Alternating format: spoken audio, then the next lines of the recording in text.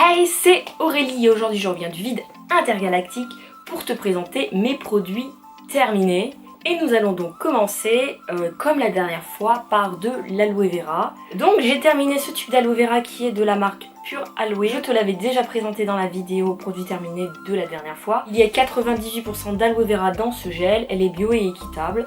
Donc moi je l'aime beaucoup, le seul problème c'est que je trouve que le packaging contient beaucoup de trop de plastique et je la trouve aussi un petit peu liquide et pour l'utilisation que j'en ai c'était pas vraiment top, donc je ne pense pas la racheter mais je te la conseille plutôt parce que elle est vraiment bien. J'ai aussi terminé ce tube d'aloe vera qui est de la marque La Vie Claire, voilà, et tout simplement je n'ai pas du tout aimé parce que il me faisait le visage tout rouge. Dès que je l'appliquais, j'avais le visage qui devenait tout rouge, comme si je faisais une réaction allergique.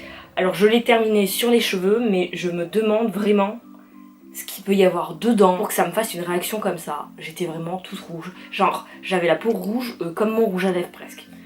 Et vraiment, c'est la première fois qu'un produit me fait cet effet-là. Donc, je ne sais pas, je ne la rachèterai absolument pas. Malgré le fait que j'aimais bien qu'elle soit pas vraiment chère en fait.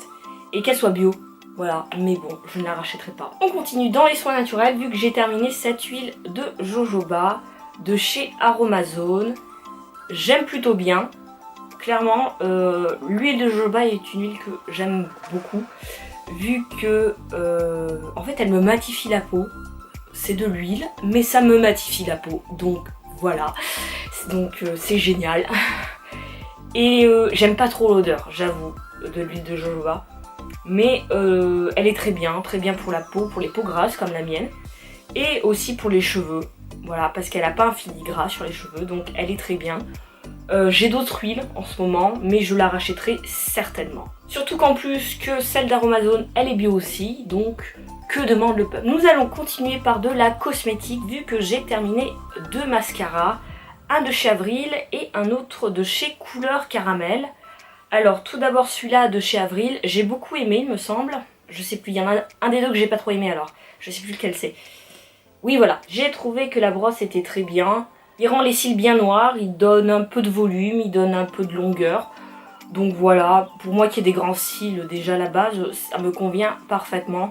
Le seul problème que j'ai c'est qu'ils ont tendance à couler. C'est commun à tous les mascaras bio donc bon. J'ai donc aussi terminé celui de chez Couleur Naturelle et pour le coup là je n'ai pas du tout aimé parce que la brosse est genre énorme. Même pour moi qui ai des cils longs, franchement je ne comprends pas comment est-ce qu'on peut s'appliquer du mascara avec une brosse pareille. Franchement, c'était un mascara qui était censé volume extrême. Franchement, je n'ai pas remarqué qu'il me faisait un volume extrême. En plus vu que j'avais beaucoup de mal à l'appliquer, vu la grosseur de la brosse, et ben c'était pas du tout pratique. Donc je ne te le conseille pas, je ne le rachèterai pas. Mais je me demande s'ils l'ont pas arrêté en plus ce mascara. Il me semble que la dernière fois je suis allée sur leur site et que je l'ai pas vu. Donc voilà. Je tiens tout de même à rappeler qu'Avril et Couleur Naturelle sont des marques bio. Moi j'adore ces mascaras parce qu'ils ne te défoncent absolument pas les cils. Et même si ça a tendance à couler, moi je pense que vraiment c'est un indispensable maintenant dans ma trousse à maquillage. Nous allons maintenant terminer par un produit un peu spécial vu que j'ai retrouvé un fond de cette lessive et que je l'ai terminé en lavant mes protections hygiéniques lavables. Et j'ai beaucoup de mal à trouver une lessive qui me convienne pour pouvoir les détacher correctement. Et miracle, cette lessive convient très bien. Donc je ne sais pas ce que ça vaut, si c'est vraiment mauvais pour le linge, si c'est vraiment mauvais pour l'environnement, parce que j'ai tendance quand même à choisir des lessives qui sont bio et qui sont plus naturelles et qui ne polluent pas trop. Mais fort de constater que les lessives bio ne lavent pas très bien. Surtout ça, je n'arrive pas à les détacher, j'en ai acheté une et je n'arrive pas à les détacher avec. Et avec celle-ci, ça marche très bien, alors je pense que je vais continuer. Et ça mousse bien. Après, vu que c'est des lessives conventionnelles, c'est normal que ça mousse bien, mais ça fait plaisir que ça mousse bien. Et puis l'emballage est totalement recyclable, donc franchement, je pense racheter ce produit. Nous allons terminer par un produit qui n'est pas terminé, mais que je ne compte pas réutiliser. C'est ceci.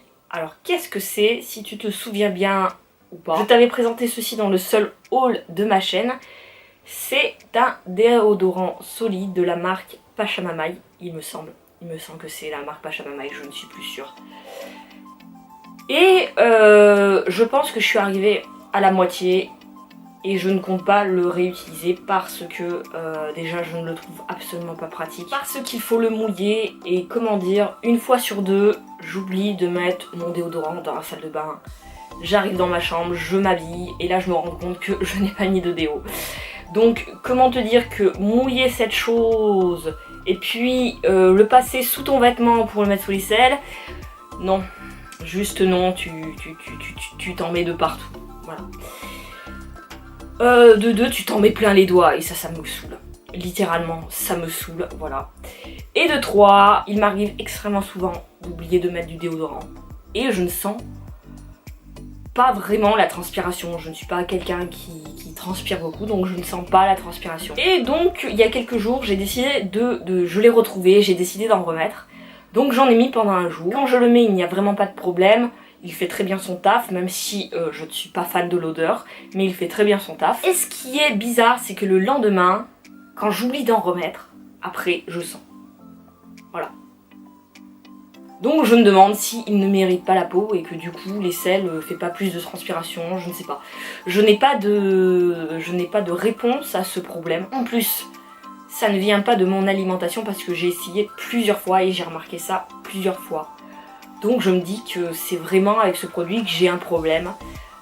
Donc j'ai décidé de ne pas le finir. Et vu que c'est vraiment un déo solide et qu'on le met sur les selles, je peux même pas le donner.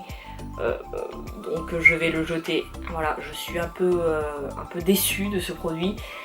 Et surtout qu'il coûte un peu cher quand même. Je crois qu'il coûte 12 €. Donc bon, voilà. C'est la déception de cette vidéo. Puis vraiment... je suis vraiment pas fan de l'odeur, mais clairement pas. Cette vidéo est maintenant terminée, j'espère que ça t'a plu. Si ça t'a plu, tu peux me laisser un petit commentaire, un pouce bleu, t'abonner à ma chaîne. Je te laisse mes réseaux sociaux là. Et quant à nous, on se retrouve très vite pour une nouvelle vidéo. Bye!